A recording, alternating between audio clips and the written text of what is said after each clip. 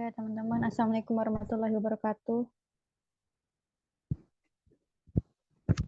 Waalaikumsalam. Selamat malam. Jadi kita kan ada tugas untuk mencari data dan mengumpulkan data ya teman-teman untuk pertemuan yang kedua ini kan. Nah, kira-kira kita mau bahas apa dulu nih? Mau bahas kita mau ngumpulin data apa atau gimana?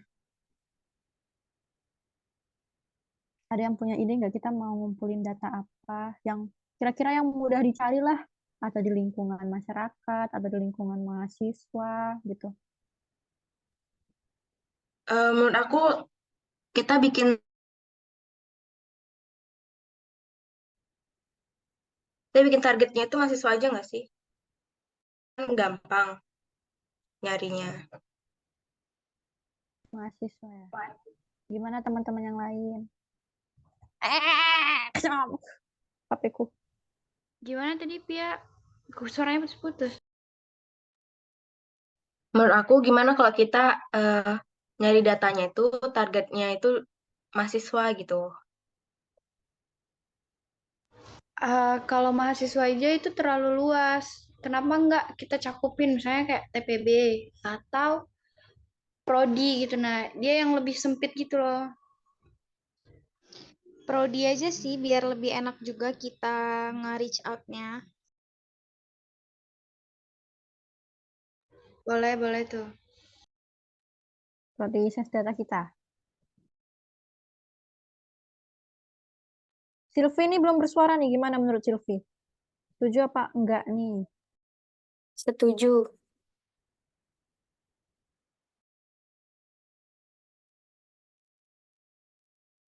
Kira-kira kita mau bahas apa ya? Kalau menurut aku sih, gimana kalau kita bahas tentang pola makannya mahasiswa gitu. Soalnya kan suka nggak teratur tuh, apalagi anak kosan. Menurut kan gimana? Setuju, itu relate banget sih, benar. Terus kita selain nanya mereka berapa kali makan per hari, kita nanya apa lagi ya? Mungkin kayak namanya anak kos ya. Mungkin bisa dicantumin kayak seberapa sering mereka makan makanan instan. Kalau mereka makin sering makan makanan instan itu kan kayak pengaruh nggak sih ke kesehatan atau lain sebagainya?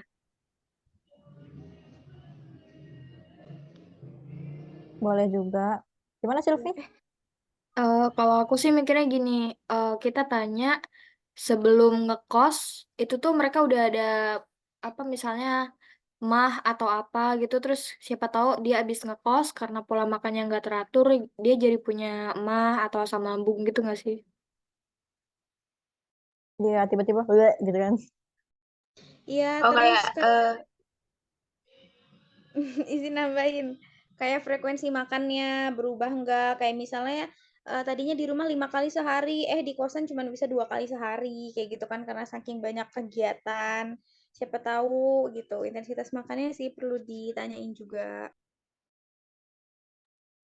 jadi kayak eh, nanya kesibukan mereka itu ngaruh nggak sih ke intensitas makan mereka gitu?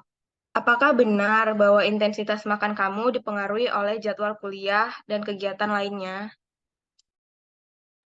Berarti kira-kira judul kita ini lebih ke fokus kemana nih? Pengaruh kebiasaan makan mahasiswa-mahasiswi ITERA Prodi Sains Data terhadap kesehatan ditinjau dari frekuensi makan perharinya. Nah, itu judul sementara kemarin. Ini kita nggak ada fokus ke anak kos atau bukan gitu ya. Jadi kayak ya udah mahasiswa-mahasiswi prodi sains data gitu. Iya juga ya. Kalau kayak gitu mah sebenarnya intensitas nggak tahu deh. Kalau yang akamsi atau yang sering pulang mah bukan yang sering pulang, maksudnya yang emang tinggal di rumah sendiri nggak ngaruh nggak sih? Maksudnya mereka juga kan di rumah dimasakin kayak gitu loh. Gitu, ngerti? Ya kayak gitu deh pokoknya. Iya, tapi kita pengen nanya ke anak yang nggak kos juga gitu, biar jadi perbandingan gitu.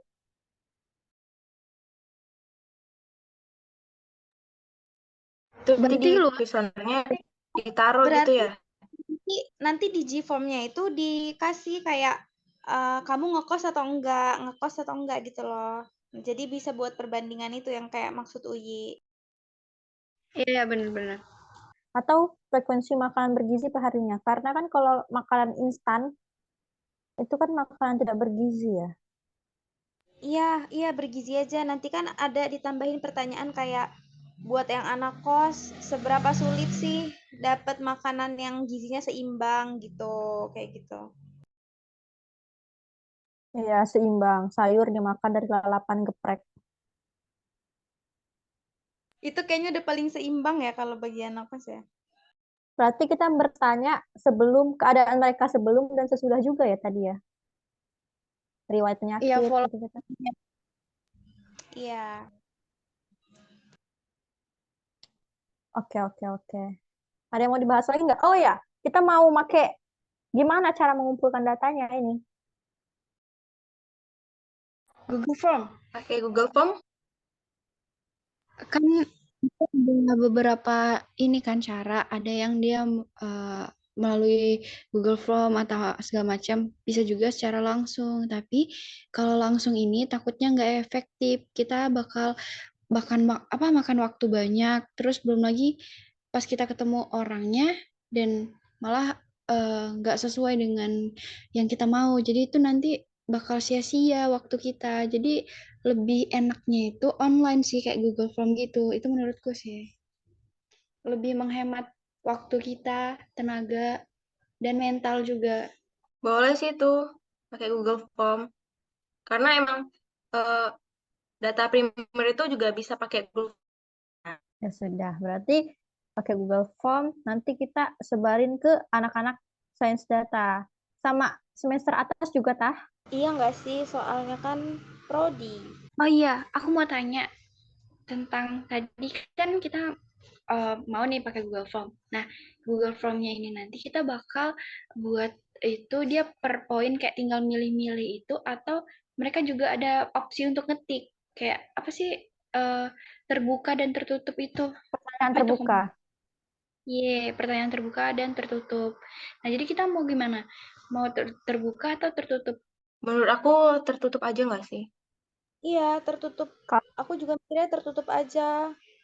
Karena biar apa apa ya bukan lebih objektif juga sih. Maksudnya kan kalau misalnya kita pertanyaan terbuka, kadang pendapat orang tuh kayak gimana ya?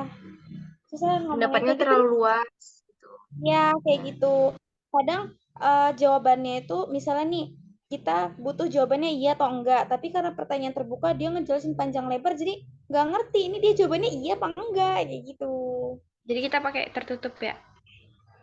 Ya, dan kalau kita pakai tertutup kan juga nggak memberatkan responden kan. Kayak mereka tinggal klik-klik atau gimana gitu. Nggak harus mikir. Oke, berarti PR kita adalah membuat pertanyaan dan pilihan pertanyaan, pilihan jawaban gitu ya. Iya, sama itu kalau judulnya mau spesifikin lagi, mungkin bisa nanti kita saling ngasih saran di grup ya. Soalnya kurang spesifik sih menurut aku, itu frekuensi makanan tuh apa gitu. Itu kita mau bikin pertanyaannya itu maksimalnya berapa? Tergantung sih kalau itu nanti kita list aja di grup terus mungkin nanti diseleksi lagi. Iya, di filter-filter lagi ya. Kalau bisa sih jangan banyak-banyak. Jadi kan gimana ya? Kali aja dipakai lagi nanti data itu takut juga. Dan kalau banyak juga orang males ngisinya. 10 cukup sih. Soalnya kemarin di Butuh bilang yang data kita kemarin aja seenggaknya 10. Oke, berarti maksimal 10 lah kita ya. Aku kepikiran, kan ini kan kita mau jawabannya itu kayak angka. Gimana ya? Aku tuh takut loh misalnya ini datanya Oh, beneran angka dipakai. 1, 2, 3, 4, 5 gitu. Iya, kalau misalnya data ini nanti dipakai terus harus diolah di R, nah kayak variabel numeriknya tuh kita apa-apa aja. Nah, kita tuh belum nentuin itu juga kan. Apa variabel X-nya, variabel Y-nya, yang numeriknya apa kayak gitu. Aku malah mikirnya in-depth, kan kayak dari pertanyaan kita itu kan. Nah, seberapa banyak sih yang milih iya. Itu datanya aku kira gitu, kayak misalnya yang milih iya itu 50%, yang milih tidak itu 50%. Aku ngiranya itu loh malah. Atau dari 10 partisipan yang memilih data iya itu 3 orang gitu. Ya, boleh. Siapa Gak, yang mau buat kuesioner? aku bisa.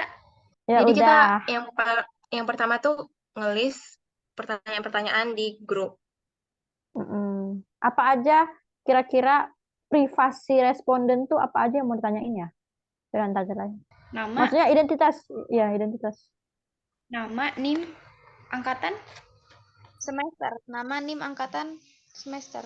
Berarti Berarti nama, ini NIM, kita ya sebar ke sains data aja berarti ya. Laki-laki perempuan nggak perlu ya? Laki-laki Oh, perempuan iya. perlu nggak? Perlu sih. Perlu lah ya, perlu. Mending instan atau bergizi? Enggak, kalau instan itu kayak susah datanya kita dapat karena yang instan tuh paling mie atau beli makan-makanan kayak McD dan kayak gitu-gitu kan. Dan untuk makanan yang kayak gitu untuk anak kos yang kayak kita tuh jarang. Takutnya nanti malah datanya kurang. Makanya bergizi kan kalau untuk makanan bergizi banyak tuh kayak warteg-warteg itu juga makanan bergizi, sayuran dan segala macam. Jadi mungkin untuk makanan bergizi kita datanya bakal lebih optimal dapetnya. Itu sih menurutku. Cuman gimana caranya kita mengedukasi teman-teman bahwasanya semisal dia tuh sering makannya ayam geprek, tapi dia pikir itu makanan bergizi, jadi dia tentang. Gimana kalau kita buat pertanyaan terbuka juga, semisal mereka bilang mereka sering makanan bergizi, iya. Emang apa saja yang kamu makan gitu, biar kita tahu Iya, sebenarnya benar. dia tuh bohong atau enggak gitu. Bukan bohong atau enggak juga nggak sih? Cuman kayak mereka bener Iya, atau enggak gitu. cuman ya mereka tahu apa enggak gitu.